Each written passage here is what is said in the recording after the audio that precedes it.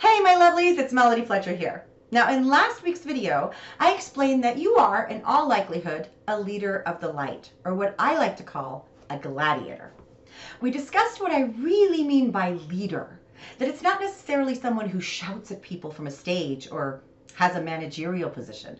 What I'm talking about is being an energy leader, someone who offers a high, bright, stable vibration and shines their light so everyone can see better. In that video, I also mentioned that often when you begin to shine your light, it actually doesn't go so well. Many of us experience that regularly in our childhoods. Well, today, I'd like to talk to you about why that is, the mechanics of how that happens, and most importantly, what you can do about it. But before I do that, I wanted to make an exciting announcement. I am hosting a Gladiator Masterclass this weekend, which will go much deeper into the subject of what it means to be a gladiator or a leader of the light, what's expected of you, and what you can do to make your life a hell of a lot easier. It's going to be 3 live classes, including a nice big Q&A session where you can ask me anything you like. And it's going to be absolutely free. All you have to do is sign up using the link in the description. And yes, replays will be provided if you can't make it to the class times. And if you're watching this in the future, you might still want to click on the link. Who knows? There might be something nice for you in there. Why not check it out? So go sign up and then come back and watch this video. Or watch the rest of the video and then go sign up. Basically what I'm saying is go and sign up. All right, so now let's take a look at why other people so often react or don't react all that well to our light, shall we? So tell me if this sounds familiar. There you are, interacting with others. Maybe you try to share something with them that's currently exciting you. Maybe you're trying to help them. You're listening to them, comforting them, and offering some heartfelt, empowering advice. Maybe all you did was say, "You can do it. I believe in you." Or maybe you didn't do anything at all, but you're in the room. And suddenly, they turn on you. Even if they were friendly before, they abruptly change the subject or even end the conversation.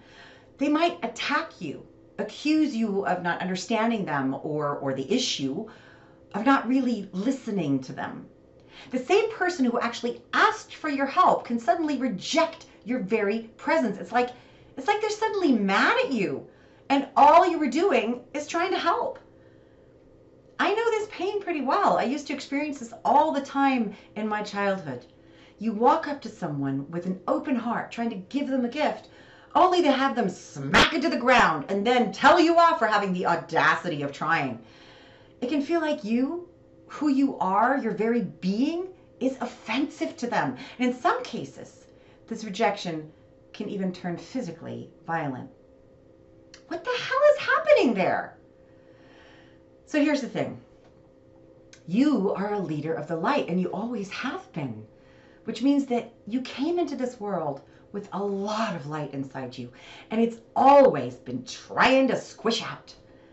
When you're in joy, when you're being truly yourself, when you're in a place of joyful service, which isn't the same as sacrificing yourself for the good of others, by the way, you shine brighter. And when you shine your light, you illuminate everything and everyone around you. So now imagine that you come into a dark room with your lantern and you light up the whole space. The other people in that room who've been sitting in that darkness, they now get to see what's around them.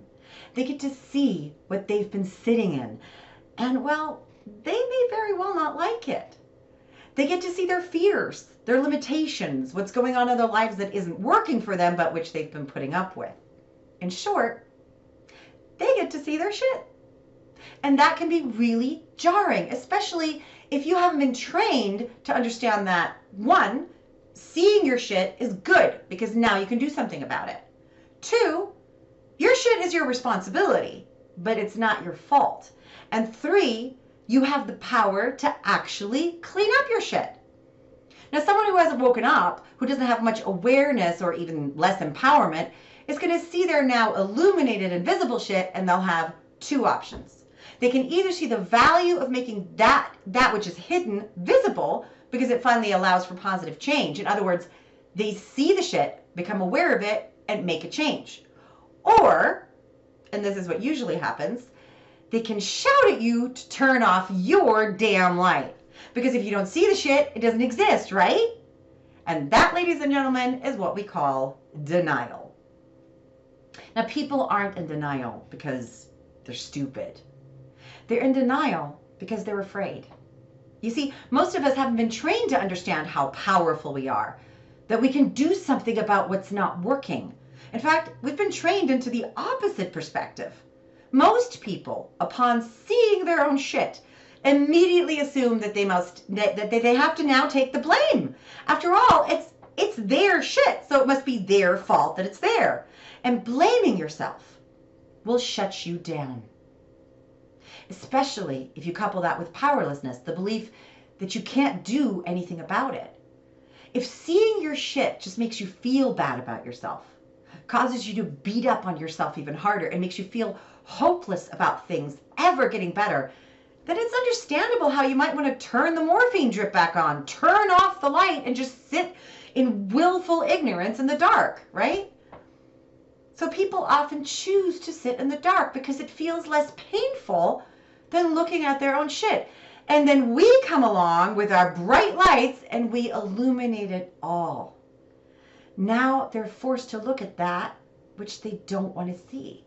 And instead of saying, well, I guess I better clean this shit up, they turn on you. They might even blame you for how they feel about the shit, because without you, they wouldn't have seen it or had to feel their reaction to it. Best case scenario, they'll get away from you. Worst case scenario, they'll try to shut down your light. They'll attack you. They'll make you feel bad, because the worse you feel, the dimmer your light is.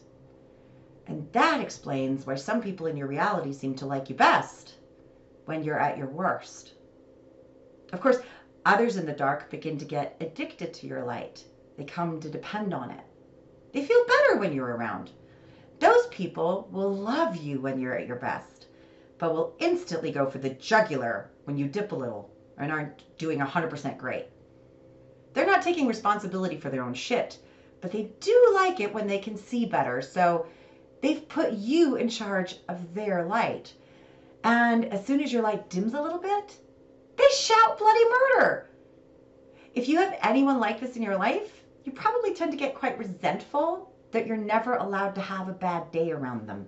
They always need you to be the strong one. And then, of course, there are going to be people who do both.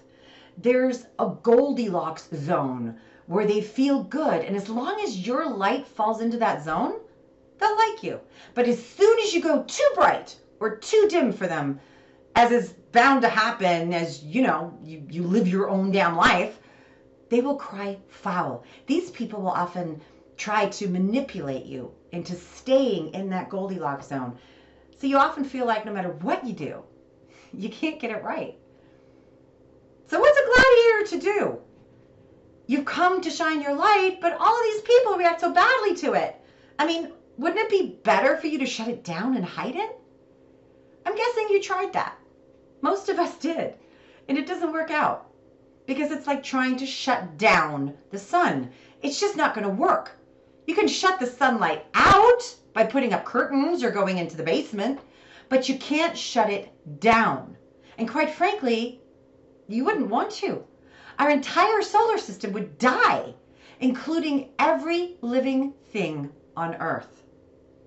The very short and condensed answer is this: you have to be like the sun. Think about it. The sun doesn't care how you feel about its light. It doesn't care if you put on SPF 5000 or if you hide in the basement. The sun just shines. And thank God it does. You have to shine your light. Let others take responsibility for whether or not they can handle it. They can get away from you. They can put on sunscreen or use blackout curtains. In other words, they need to manage how much light they're receiving instead of trying to manage how much light you're projecting. It's the equivalent of putting on sunglasses versus trying to blow up the sun because you don't like the glare. It's time for you to stop apologizing for your light and start shining as bright as you can. If other people's shit is illuminated by your light, let them get away from you if they don't like it. Don't ever let them shame or guilt you into dimming your light. So how do you shine brighter? Well, that's actually a huge subject. And it's actually the whole crux of what I teach, of what I've come to help you remember. Now you can check out my blog at melodyfletcher.com, where you'll find hundreds of resources to help you. Or you can buy my book, Deliberate Receiving, Finally the Universe Makes Some Freaking Sense, published by Hay House and available on Amazon. Or you can just come to my free Gladiator Masterclass this weekend. Again, the registration link is in the description. In any case, I hope this video has answered some more of your questions, given you some clarity, and most importantly, helped you to feel better. Until next week, huge smushy hugs, and thank you for bringing your light to the world. Bye. So the big question is this: how do we, those of us who feel deep down that we're much more powerful than we've been led to believe, and that there is something to this law of attraction stuff, actually create our own realities? What's the process of simply stepping into the reality of our choice? What about those of us who need this process to make logical, intellectual sense? My name is Melody Fletcher. You've got questions about the technology of reality, and I've got the answers. Welcome to my channel, where the law of attraction finally makes some freaking sense.